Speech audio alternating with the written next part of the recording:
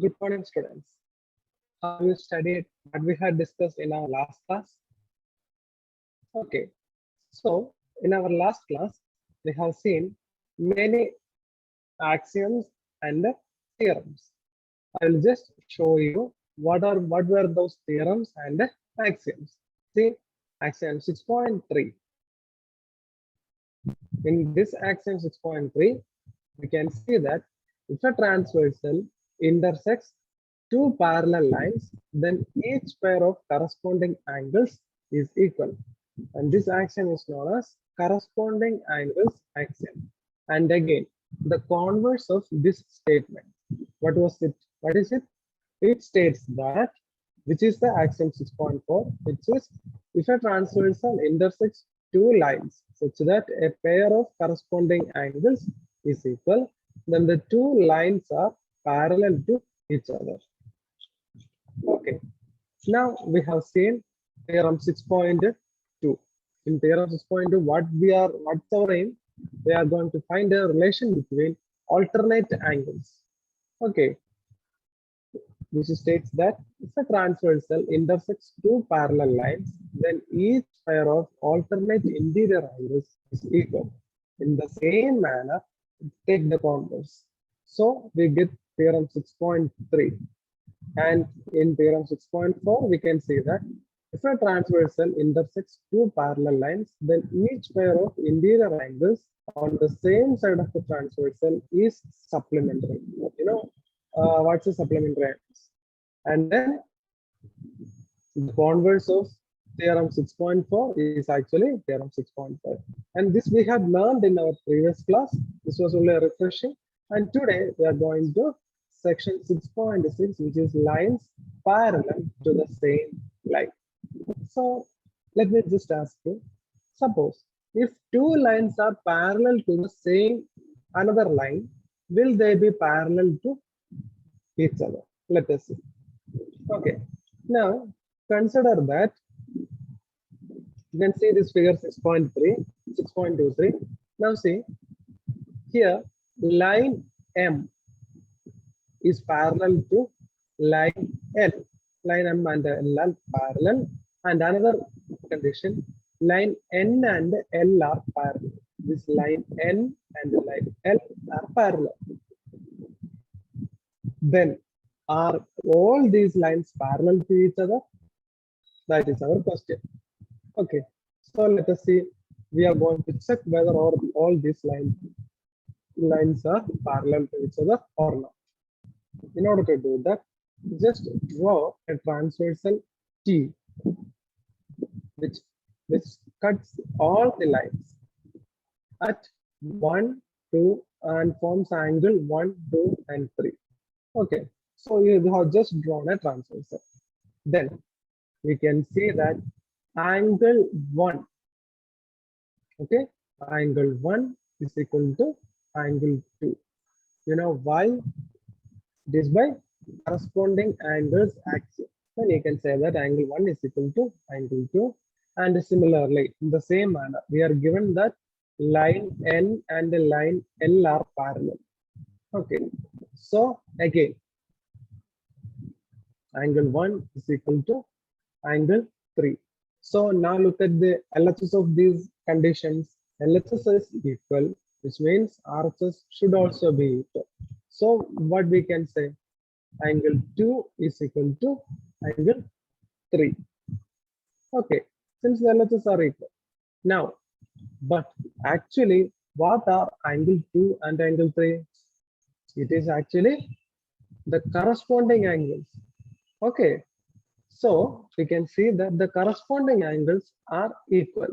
Therefore, you can say that line M and line N are parallel by corresponding angles axiom, which is the converse.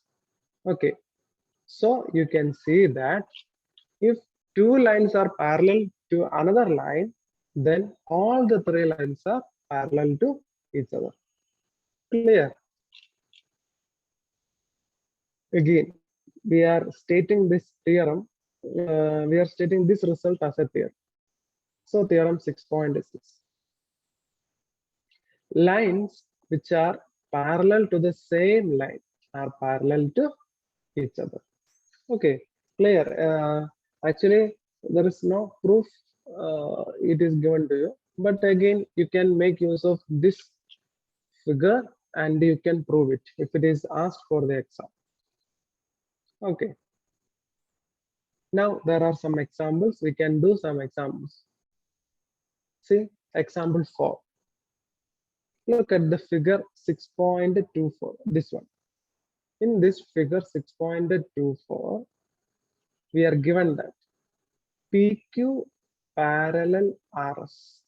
Line PQ is parallel to line RS, and angle MXQ is equal to 135 and angle MYR is equal to 40 degree. If so, find angle XMY. What is the angle XMY? This. Okay. We have to find that angle. Okay. So, in such kind of questions, first of all, in order to find it, first of all, you should do one thing. You know what it is? You have to extend or draw a line which is parallel to these lines. Let us see. Here we need to draw a line AB. See, line AB, which is parallel to the line PQ. Now, the particularity of the line AB should be, what should be that? The line AB should pass through the point M, as you can see in the figure 6.25. Now, what you can see, AB is parallel to PQ, and again, PQ is parallel to RS, right? So actually, now we can make use of our previous theorem. See, listen here, AB parallel to PQ, and again, this PQ is parallel to RS. Therefore, AB should be parallel to RS, right? So we had just found out AB is parallel to RS as well by using our theorem 6.6. Now, angle QXM plus angle XMB. What is angle QXM? This angle QXM plus angle XMB is equal to 180 degree. We have seen that AB is parallel to PQ. Also, interior angles on the same side of the transversal, and the sum of these interior angles is 180 degree because they are supplementary. So that's why we are writing angle QXM plus angle XMB is equal to 180 degree. Now look, but we already know what is angle QXM. It is 135. Therefore, we can write 135 plus angle XMB is equal to 180 degree, and thus angle XMB is equal to 45 degree. Actually, what is our aim? Our aim is to find angle XMY, right? That is our aim. But since we have drawn this figure, we should find two angles. One angle should be angle XMB, and the other angle should be angle YMB. Okay, if we find both these angles, then we can just add, and thus we will get angle XMY. Clear? That is our aim. That's our aim. So we are doing all this. Now consider angle BMY. Okay, angle BMY is equal to angle MYR. Okay, so I told you why we are taking angle BMY, because we want to find that. Moreover, you are given another information regarding angle RYM or MYR. So that's why we are making use of these two connections. Okay. So we can write angle BMY is equal to MYR because they are alternate angles since AB and RS are parallel. But angle BMY is equal to 40 degree. It is directly given.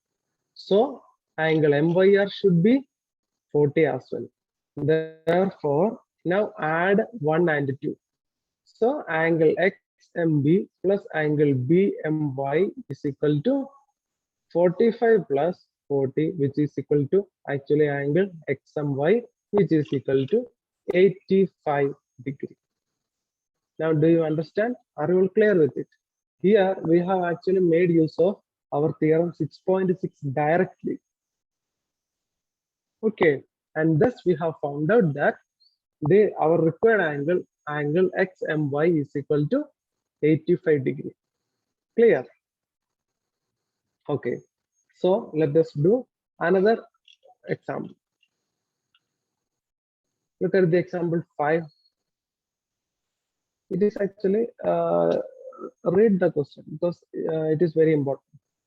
If a transversal intersects two lines such that the bisectors of a pair of corresponding angles are parallel, then prove that the two lines are parallel. Okay, this is a little bit lengthy question, but read it till you understand. Okay, that is, again I will read you. If a transversal intersects two lines, okay, so we have two lines is there and the transversal is there.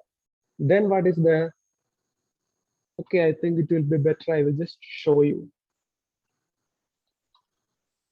See, a transversal, I mean, two lines is there and it is being cut by a transversal. Then what happens? We are considering a such that the bisectors of a pair of corresponding angles are parallel, which means we are considering a pair of parallel, a pair of corresponding angles. Okay, see, I'm taking this angle, and what is that? Where is the corresponding angle of this angle? This one. Very good. Okay, now we have to draw the what we have to draw the bisector of this corresponding angle. We are drawing it as, suppose we are drawing it as like this. Okay, understand that the bisectors of this pair of corresponding angles are parallel. Okay, it is bisector as well as these two lines are parallel. Okay, so then we want to prove that, what we want to prove, these two lines are parallel. That is our aim. Okay, so in order to prove that, we are going through some steps. Let us see. Look at the figure. When we look at the figure 6.26, we can see that, okay, AD, it is the transversal that intersects two lines, which is PQ and RS at the points B and C respectively. Now, consider the point ray BE. Consider the ray. Ray BE is the bisector of angle ABQ. And similarly, ray CG, it is the bisector of angle BCS. And BE parallel to CG. This is actually given in the question. Our aim is to prove that PQ parallel to RS. That is our aim. Now we are going to make use of the informations given to you. It is given that ray BE is the bisector of angle ABQ. Ray BE is the bisector of angle ABQ. It is given to you. Therefore, what you can write? Earlier also we have done a similar question, the bisector angular bisector, such kind of question. So we can say that, therefore, angle ABE is equal to half angle ABQ. Okay, because suppose if this total angle is, suppose it is 30 degree, since each of the angle ABE and angle EBQ are equal, both these, that is angle ABE and EBQ are equal, both these angles should be 30. So 30 plus 30. So what if we are going to consider angle ABE, we can write angle ABE is equal to half into 60, which thus we will get 30. That's why we have written angle ABE is equal to half into angle ABQ. Now, in the same manner, consider the ray CG. It is also angular bisector of BCS. So we can write angle BCG is equal to half into angle BCS. Okay, but look, BE and CG, the angular bisectors are parallel. And look at the AD. AD is the transversal of these two parallel lines. So what we can write? So we can write angle ABE, that is, I'll show you. Angle ABE is equal to angle BCG. Why? Why is it so? Only by the corresponding angles, because they are equal. Okay. So we are calling this as equation number 3. Now we have comparing the equations 1 and 3. Look at the LHS. LHS are equal. So RHS should also be equal. Therefore, we can say that half ABQ is equal to half BCS. That is, angle ABQ is equal to what we have found? Angle ABQ is equal to angle BCS. Okay. Then what it is? Since both these angles are equal, their corresponding angles also. But think, these are corresponding angles of which all parallel lines? PQ and RS, right? These are the corresponding angles of parallel lines. Then by corresponding angle axiom, you know that if the pair of corresponding angles are equal, then those lines should be parallel. Yes. So we can see that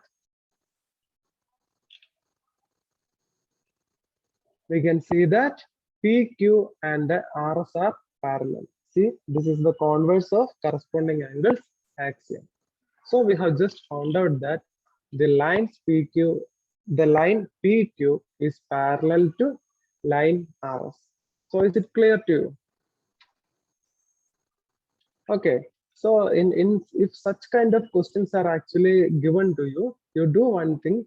You first of all, you should read it 1 or 2 times so that you may understand the question all the points.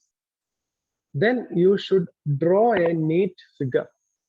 If you do, if you draw that figure correctly, then half the question is solved actually. Then you can think clearly. Okay, that is the benefit of drawing a figure. Now let us do our next example. Consider example 6. In this figure 6.27, you can see that line AB is parallel to line CD. Moreover, this CD is parallel to EF. Now, by looking at these two informations, what you can say? Are AB and EF parallel? Yes, obviously AB and EF are parallel according to our theorem 6.6. Only for your information. Now, we are given that EA is perpendicular to AB. EA is perpendicular to AB. It is given to you. Now,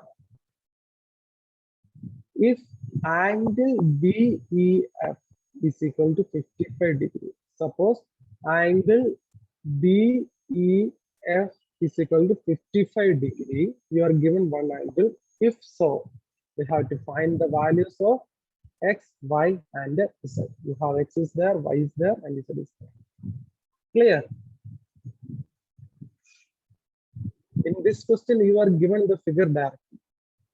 Okay, so you don't have to worry about drawing the figure. Now let us see. See, we are going to solve it. We have written y plus 55 degree. Y plus 55 degree is equal to 180 degree. How we have got that? Because it is actually the, consider the parallel lines CD and EF. It is given that they are parallel, and moreover, the transversal ED is there. So therefore, we can say interior angles which are on the same side of the transversal are supplementary. So we can write y plus 55 is equal to 180 degree, and using that we can directly find what is the value of y. Y is equal to 180 minus 55, which is equal to 125. Now again, angle x, x equal to y. Why is it so? Because we are given in the question itself, AB is parallel to CD. Right? These two lines are parallel. So by corresponding angles action, x equal to y. We know y. What is the value of y? It is 125. Therefore, x value is also 125. Now we have one remaining value to be found, which is the value of z. Now, by theorem 6.6, we can say that since AB is parallel to CD and CD is parallel to EF, therefore what you can say, AB is parallel to EF. Okay, that we had seen. Therefore, what we can write, see, angle EAB plus angle EAB plus angle FEA. Angle EAB plus angle FEA is equal to 180 degree. Why is it so? Again, it is the interior angle on the same side of transversal EA. See, I'll show you. Here we are considering the lines AB and EF, which is transversed by the transversal AE. Clear? Leave all the other lines from your figure. Just think only this, consider these three lines. Then you can see that EAB and FEA or EF and FEA are interior angles on the same side of the transversal EA. So as we have seen earlier, what is the sum of interior angles which are on the same side of the transversal? We can say that they are supplementary. So EAB plus FEA is equal to 180 degree. Again, what is the value of EAB? It is directly given to you. The value is 90 degree. And what is FEA? We can split FEA as Z plus 55 degree. So we get 90 degree plus Z plus 50 degree is equal to 180 degree. And solving for Z, the value of Z is equal to 35 degree. Thus, we have found the value of Y, X, and Z. So is this clear to you? Okay. So actually here we have, in these examples, we have made use of the theorem 6.6. Fine. And thus we are using all that theorem to solve the examples. Now you have exercise 6.2 and only 6 exercises are there. You can actually do it by yourself. If you are having any doubt, you can ask me. Okay.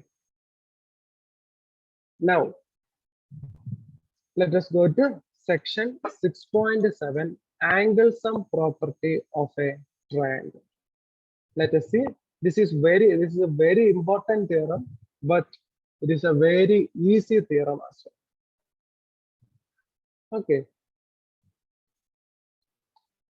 And again, you may be asked one question: state and prove the angle sum property of a triangle. So this is very important question. So let us say theorem 6.7. It states that the sum of the angles of a triangle is 180 degree. Sum of the interior angles is equal to 180 degree. You can see that in the figure 6.34, three angles are marked as 1, 2, 3. So what we want to prove? We want to prove angle 1 plus angle 2 plus angle 3 is equal to 180 degree. That is our we want to prove. So see here, we want to prove angle 1 plus angle 2 plus angle 3 is equal to 180 degree. In order to do that, draw a line XPY like this, which is parallel to the line, I mean the side QR, and opposite the vertex through the opposite vertex P. See like this. Okay, so what we can use? We can use the properties related to the parallel lines. That is our aim. In order to make use of that properties, we are constructing a parallel line. Actually, two parallel lines. Clear? Now, XPY is a line. See here. Therefore, we can write angle 4 plus angle 1 plus angle 5 is equal to 180 degree. Why is it so? Because XPY is a line and this is a straight angle. We have seen that we will call this line as a straight angle, and we are calling it as equation 1. Okay. Now, XPY is parallel to QR. Okay, and consider what are the transversals. QP and RPR, or PQ and PR are transversals. Okay, so we can make use of the parallel line properties. Now, angle 4 is equal to angle 2. See, that's why it is drawn two lines here. Okay, angle 4 is equal to angle 2. Why is it so? Because alternate angles are equal. Now, in the same manner, angle 5 is equal to angle 3. Okay. So, we got that. Now, we are going to substitute the values of angle 4 and angle 5 in equation 1. We have got that angle 4 is equal to angle 2 and angle 5 is equal to angle 3. So, let us see that instead of 4, we are writing angle 2 and 1 is just substituting that. And instead of angle 5, we are writing angle 3. So, angle 2 plus angle 1 plus angle 3 is equal to 180. That is just we are rearranging. So, we can see that angle 1 plus angle 2 plus angle 3 is equal to 180 degree. Okay. So, actually, this is what we want to prove. We want to prove the sum of angles of a triangle is 180 degree. And actually, we have used the properties related to the parallel lines to prove all the required properties. Clear? Now, we have studied about the formation of an exterior angle of a triangle. How the exterior angle of a triangle is formed? We are extending any one side. See, here we are considering the case QR. QR is extended to S, and then we can say that angle PRS, which is this angle PRS, is called the exterior angle of triangle PQR. Okay, and again, angle 3 plus angle 4 is equal to 180 degree. Why is it so? Can anybody say? Why we are writing angle 3 plus angle 4 is equal to 180 degree? We are writing it so because they are linear pair. Okay. Now, by using angle sum property of this triangle, we can see that angle 1 plus angle 2 is equal to 2 plus angle 3 is equal to 180 degree. Now, since the RHS are equal, the LHS should also be equal. And then comparing, you can see that angle 4 is equal to angle 1 plus angle 2. That is, the exterior angle is equal to the sum of two interior opposite angles. Okay, and this is what actually we are writing as theorem 6.8. If a side of a triangle is produced, then the exterior angle so formed is equal to the sum of two interior opposite angles. This is the our next theorem 6.8. Actually, see, for sometimes in your exam you may be asked to prove this theorem. At that time, you don't just write these steps. Don't stop by this, because these are only three steps.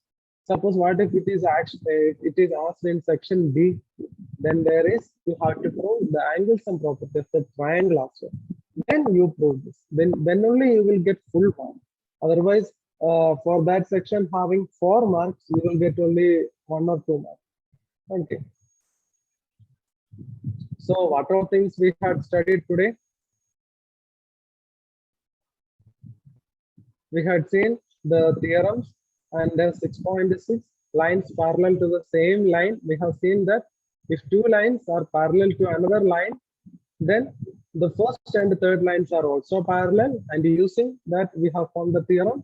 Lines are which are parallel to the same line are parallel to each other. And then we have seen some examples, and then again this example 5 is a very important example. Okay, and then we asked, when we proceeded, we can solve another example also. Then you have exercise as homework. Then we have seen section 6.7, which is the angle sum property of a triangle. What is that theorem states? The sum of the angles of a triangle is 180 degree. Okay. The sum of angles of a triangle is 180 degrees. We have seen the proof. It is very important. It can be asked for your exams. And then we have seen how the exterior angles of a triangle is formed. We have seen that. And again, what is the exterior angle?